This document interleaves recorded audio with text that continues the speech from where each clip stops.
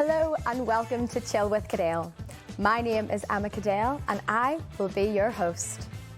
Today I will be joined by our three lovely guests to discuss the development of using film, a tattoo shop and student finance struggles. First up, we are going to dive into the evolution of film and how it has developed over time. Is it a lost medium? Let's find out. What's your name? Jim McGinn. Jim again. Nice to meet you. How long have you been in the photography industry? Well, in the industry, I suppose, from when I graduated, which would have been 1988. What is it you do here at Ulster University? I'm a technical instructor. Along with my colleague Earl, we would kind of just keep things running. Earl deals with equipment and maintenance, and I would deal with a lot of the instruction and that kind of delivery. It's a bit dark now, do you mind if we I'm used to it. How would you say the experience of the photographer has changed over your career? Well, it's changed dramatically. Whenever I was a student, digital was being talked about. So all through my college time, it was film. And the thing about film, which is easy to forget, is that you're not getting any feedback. You're taking the photographs blind, so you're relying on your technical skills to make sure you've got the correct exposure, that it's focused correctly, that you've composed it correctly. You have no feedback until you get back to the lab and get it processed or get it developed or whatever. Whereas digital, people are actively using the digital screen to take the photographs, and if they don't like it, they just take another one and they keep taking pictures until they're happy with it. That works well with my next question. Do you think there's been any drawbacks to the whole digitalisation of the industry, and if there's anything you miss about the old ways of doing things? Well, although they are the old ways, I mean, people are still, especially our first years, are very keen to use film. Well, I don't use film. I stopped using film as soon as the quality of DSLRs matched what film could do, because I'm not wedded to the process. I'm wedded to the idea of what the camera can do in the decisive moment. I've found a similar thing in that, like, it just forces you to think, especially with the cost of it nowadays, you know, that it's like, don't just, snap away as you would with, and really just appreciate the moment as well. Yeah, digital has become very promiscuous. Do you think it's gotten any harder to find work as a photographer now that just the absolute proliferation of digital, now that everyone's got a high quality camera in their pocket that you can just snap away on, It definitely has. It used to be a lot of photographers who went through the same kind of teaching experience and going to a respected college and graduating, and they would have an automatic revenue generating system by becoming a wedding photographer. Right. And the year before last, a friend got married and he just chose this girl based on her portfolio. She had absolutely no education in photography, but she took great photographs. Yeah. So here's this young woman who's made a career out of taking great wedding photographs, and our graduates are fighting people like that. Yeah. They've got the experience and the knowledge and the expertise, but this young woman is doing a fantastic job. So it has affected the marketplace. What are your thoughts for the future of film, especially with Fuji dropping out of the manufacturing industry, and then Kodak now has obviously a monopoly on the colour film market? I'm not anti-film, but I see that the whole history of photography has been driven by technology improvements, and we're just in the midst of a whole technological era now with AI, for instance. So I think, already there's a hybrid version, so people shoot film. The first thing they do is scan it after it's processed, and then it's digital. Yeah. What my little joke there is, will you be writing your dissertation with a quill? Why are you so obsessed with this old technology? Why not embrace the new technology? Anyway, there you go. That's the future. I'm not pessimistic about the future of photography. I'm pessimistic about the future of film, and I think eventually it'll become so esoteric that it'll only be the rich that can afford to buy film and paper. Yeah. Thank you very much. Okay, no problem. Thank you. What an insightful look into the evolution of using film. For more information, I'm joined with Moira, and they're going to discuss with us a bit further about film as an art form. Hello Moira, how are we today? I'm very well, thank you very much. Good, good. Welcome to the show. So what made you decide to study photography? I think it was always a kind of love for observing and taking time to find nice things in the normal everyday that, sometimes we'll get lost in. But I think photography is kind of the ideal way of capturing that. Some people do it through film, some people do it through poetry, literature, but I do it through camera. Very, very interesting. And do you feel that film has become a lost art form? I think in certain respects it has. Commercially anyway, industry practices, the default is digital when it comes to, fashion and marketing, for example. It's a no-brainer, but in terms of gallery, in terms of more creative outlets, I definitely still think it has a place in our time, if you will. Class. And do you feel that there's less jobs for photography students and for, you know, people in the industry itself? I don't think there's a lack of jobs. I think there's a lack of paid jobs. I mean, speaking from personal experience, I have a lot of jobs that aren't paid, and it's difficult to get people to understand, you know, the work that goes behind the camera. There's so much rather than just taking the photo. You have to process, you have to upload, download. But yeah, I think there's definitely a lack of understanding from a lot of customers' points of view as well. Mm-hmm. But I think it has to do a lot with time as well. I think it's something that'll get easier with time. The more you perfect your craft and update your portfolio and stuff. But I think it's a learning curve and a step up. Yeah. But yes, most certainly. And do you feel that, with respect to paid jobs in particular, do you think that will get better over time? I think it'll come with time, yes, and more understanding from our perspective as well, in educating the whole, the whole industry in terms of the front end customers, the whole process of what goes behind this one photo you get delivered to your door at the end of the day. Yeah. But I think it is something that'll get easier with time and education from our part as well. So, yeah. And I've got a very difficult question for you. Let's go. Do you prefer film photography or digital photography? Mm-hmm. I mean, I started off in digital, but I think I'm a film convert, to be honest. I mean, there's so much behind it. There's so much, love, care, and time away from a screen as well. And it's just another way of self-expression, of finding the nuggets of gold in everyday life. But I think that's why I love it so much. Yeah. And do you find, what is it particularly that you prefer, film over digital? I think for me a massive thing is time spent away from a screen and the unplugging, if you will, from our so digital lives. But I think it's for me, it's the process of slowing down and taking time with friends as well to do it, and building your communities and having fun with it. So yeah, I think it's probably it. Yeah, it's all a bit of crack. 100%, I agree. And just as a little challenge question for you, you talk about how you prefer film. Yeah. Why film over digital? What is it about digital that you don't like? I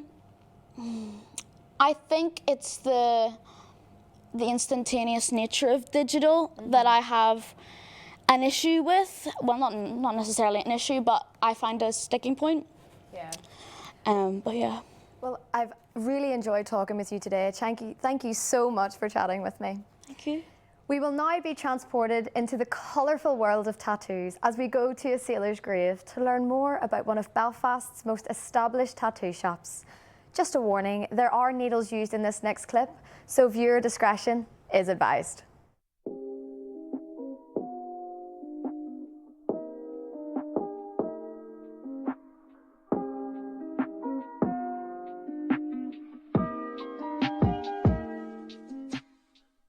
From its intriguing origins rooted in ancient customs to its modern-day resurgence, join us as we uncover the vibrant tapestry of styles, stories and techniques that have shaped this dynamic art form. How did you first become interested in tattooing, and what inspired you to pursue it as a career? So loads of the bands and artists and stuff that I was interested in had tattoos. I always liked them. I always wanted to be covered in tattoos, but I didn't quite make the connection quick enough that I could actually do that as a career. I didn't want to go to university, so it kind of gave me the kick to figure out how to get into it and what way to go about it. Have you noticed any significant shifts in cultural attitudes towards tattooing over the years, and how have these influenced your work as an artist? Yeah, When I first started, there were still quite a lot of people that didn't have even one single tattoo. It's still, while it was getting more popular, it still wasn't super common. Even to be heavily tattooed was kind of a little bit taboo. So definitely has changed massively over the years. Social media, particularly platforms like Instagram, have played a pivotal role in destigmatising tattoos by featuring talented tattoo artists and their remarkable artwork.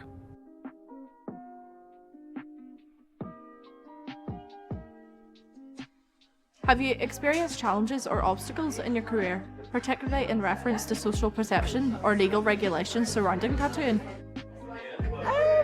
In terms of legal regulations, not so much. In terms of challenges, a lot. Again, it's not... when I first started, it wasn't like a super welcoming profession. More so now. And I think that's to do with people wanting to see that change. Especially I was quite young when I started tattooing. And being a woman in the industry at the time was less common. So that was a little difficult. So we've come across like some like uncomfortable situations, but at the same time, I feel like I kind of needed that to not toughen me up, but like be aware of what needed to change. Do you consider your organisation to be an equal opportunities employer, fostering diversity, fairness and inclusivity within the workplace? Yeah, I would honestly say our shop's one of the most inclusive. That was a massive thing for us, to be accessible for everybody, which is why we have a ground floor shop. We have always had a ground floor shop. And just for it to be a safe, comfortable environment where people feel that they can come in and ask for what they want. Like sometimes it's hard enough to come into a place where you're maybe not the most comfortable and be like completely able to ask for what it is that you're wanting without feeling silly or like a little uncomfortable. We're from all over and we're all different types of people, but I think our relationship with each other really makes that vibe come together. We are reminded that tattoos are not merely skin deep, but a profound reflection of human expression, identity and creativity. So let the stories that are inked upon our bodies continue to inspire, provoke and unite us in the colourful tapestry of our shared human experience. Well, I don't know about you, but I am this close to getting a tattoo. And I mean it, but I just don't have the time right now. Let's welcome our next guest, Jamie, who loves tattoos. Hello, Jamie, how are we today? Fantastic. Good, good. Do you think that social media has made tattoos become less taboo? Yeah, of course. Things like Pinterest and Instagram becoming more kind of widespread, and more tattoo studios kind of getting their name out there and whatnot. People posting their tattoos and whatever. It's kind of removed the stigma, so to speak, around tattoos. And do you feel that the stigma will continue, or do you feel like it's becoming less and less every year, like decreasing almost? Every year it is becoming less and less, I would say, even compared to, say, 5 years ago. It was a lot more taboo kind of around the city and neighbourhoods and whatnot, but nowadays it's, you know, it's very hard to come across someone with no tattoos. And tell me this, have you become a victim of prejudice with your tattoos? Once or twice, like walking through shops and stuff, I'll get like the odd dirty look from an old lady, but other than that, nothing really. Yeah. With regards to getting tattooed, have you ever felt awkward asking for a specific one? Yeah, the most awkward part is asking for different placement. Just kind of being like, oh, can you move it up an inch or two or whatever, but yeah, nice. Not too bad. And the tattoo itself, like, was there anything with, you know, you have a heart there on your forearm. So was it too high up, or was it too close to the wrist? Too close to your wrist, yeah. But it's like you kind of do have to have it perfect, so it's something you just kind of have to ask. And could you describe what your tattoos mean to you? One in particular? Well, anyone at all. Yeah, the heart. Wear my heart on my sleeve. Very emotive person. But yeah, the rest of them honestly don't really have a meaning. I just got them because they look cool. Well, that's very interesting. I didn't actually click onto the heart on your sleeve, wearing your heart on your sleeve. I think that's pretty cool. Thanks. It's very, very interesting indeed. What would have inspired your favourite tattoo? If you have one, what was your inspiration for it? Honestly, probably that one. It didn't originally have that meaning, but it was kind of a nice coincidence after I got it. And when getting tattoos, do you choose a particular artist, or would you like to go to different ones to experiment with different styles? Yeah, so I do plan in the future on going to different studios, meeting different artists, whatnot. But all my tattoos so far have been the same place, Sailor's Grave, same artist, Matt King. Shout out. Shout out for Matt King. And because you like him so much, do you consistently, when you're thinking of another idea or a design in mind, do you always think of him? Absolutely, he's the first person that I'll send ideas to, get a rating for price-wise and stuff, and yeah. And for somebody who's getting their first tattoo, what advice would you give to them? Don't let anyone kind of influence your choice on whatever tattoo you want to get. You know, it's your body. It's one of the best forms of expression, self-expression that someone can have. And yeah, just do what you like and never get a relationship name tattooed on you. Oh dear goodness, no, I couldn't imagine. And what influences your design and placement? Probably Pinterest, to be honest. I'll look up, you know, a certain type of tattoo, like a heart tattoo, and then forearm, and I'll just kind of see different photos, see different designs, and I'll maybe try to mirror that in some way, or if I don't really like it, I can kind of think of somewhere else to put it. And with more tattoos, have you got anything booked yet, or have you got any ideas? If so, what are we getting? Where are we putting it? Yeah, so I've only ever gotten this arm tattooed so far, but my right forearm I'm getting tattooed next week. It's a traditional style crawling panther. That'll be class. So I see here that you have patchwork on this arm. Are you going to continue the patchwork on the other, or do you think it'll be a full gradient sleeve? What are we thinking? No, I'm definitely going to stick with the patchwork. I want to look like a sticker book. Oh my goodness, that is brilliant. Yeah, no, I'm not a big fan of full sleeves, so. And have you got a tattoo that you regret? Not yet. I'm too young. They're too fresh for me to regret them yet. But I mean, I'd say they're fairly timeless designs, so I can't see myself regretting any of them. Yeah. Well, you're really not helping me. I have no time to get a tattoo, and now you really want me to get a tattoo. You're really influencing me to go and get one. But Jamie, thank you so much for expressing all of your tattoos and your new ideas with us. You've been absolutely brilliant. Thank you so much.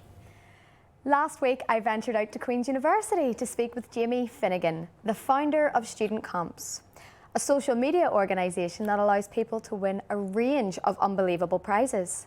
Let's head back to uncover more.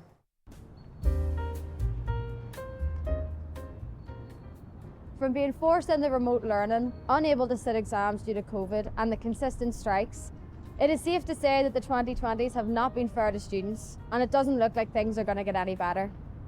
According to 2019 studies, it shows that there's been an influx of students by over 400,000 and a decrease of homes by 19,000, leading them to not being able to pay for their basic necessities. However, there are organisations out there that help students on these matters. Student Comps is a social media based organisation that organises fundraisers, charities and competitions to give students a chance to win cash prizes, money off their rent, all for the price of a coffee. Let's go and find out more from Jamie about what he does and what his role is with Student Comps.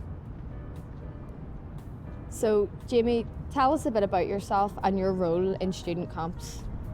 Well, my name is Jamie Finnegan and I'm the founder and managing director of Student Comps. We launched Student Comps back in December 2021, and basically the aim of it was to give students the chance to win prizes, all for the price of a coffee, I'd say. These prizes have included to date rent from 1 month to a year, bills competitions, gadgets like iPads, watches, phones and stuff, and then just things that students like cash and gift cards and stuff like that. As a former student yourself, why was it important that you started this organisation, mainly aiming at students?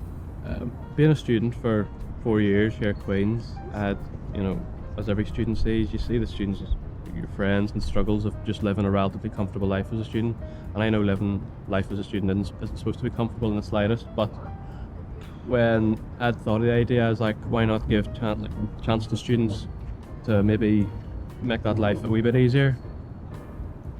So what do you hope to achieve with this organisation? It's the age-old question. So it is. I think as we're recording this, I'd like to think Student Comps is coming out of its like baby stages, and I know it's 2 years on, and it takes that length of time to come out of those baby stages. Where, at the minute, the competitions are small enough.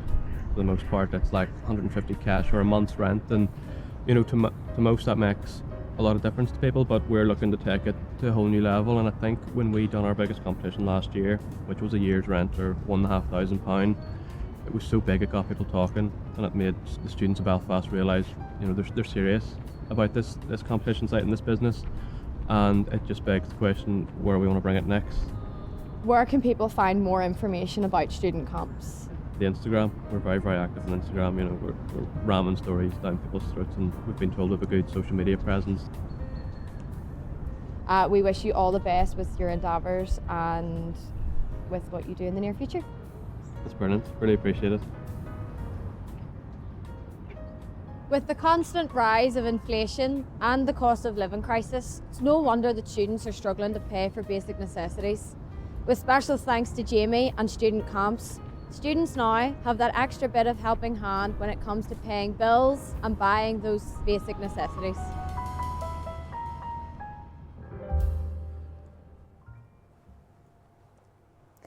My apologies, I called Student Comps a charity rather than an organisation.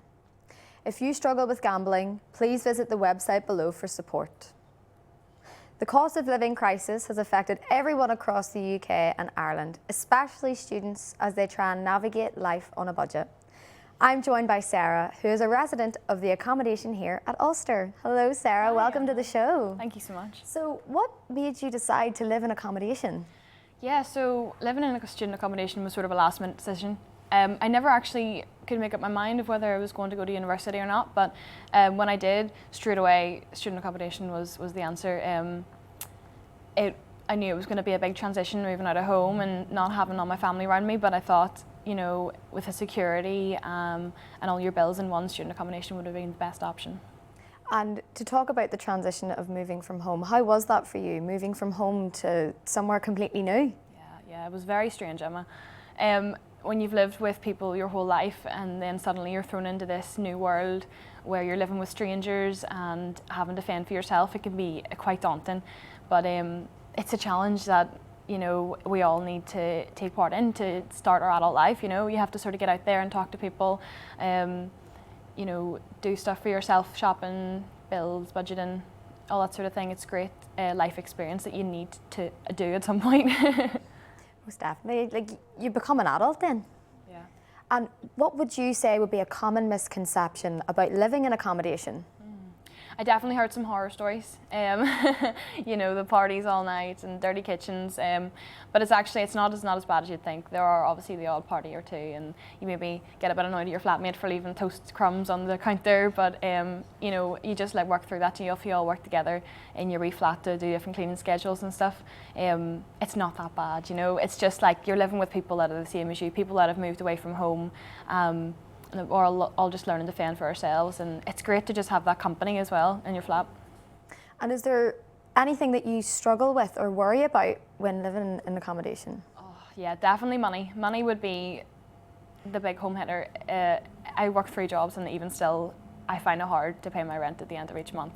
With the cost of everything at the minute, it's getting really hard to not worry or have to budget every part of your life to be able to afford your rent. Yeah, and especially for a student as well, 3 jobs as well as university, that must be really tough. What's that like? It is very tough. Yeah, definitely. Having to concentrate on studies as well as juggle making enough money to live off can be hard. One thing has to sort of give, and it can't really be the uni. Yeah. And before coming here today, did you know about Student Comps previously? No, I'd never heard about them before. Yeah. And now listening to them in our previous clip there, are you more enticed to buy tickets and enter these wee fundraisers and these little prize draws? Absolutely. For the price of a coffee, I definitely would be up for winning a month worth of rent. Yeah, it sounded like an incredible opportunity to take part of. I think I'd be stupid for not taking part in it. Oh yeah.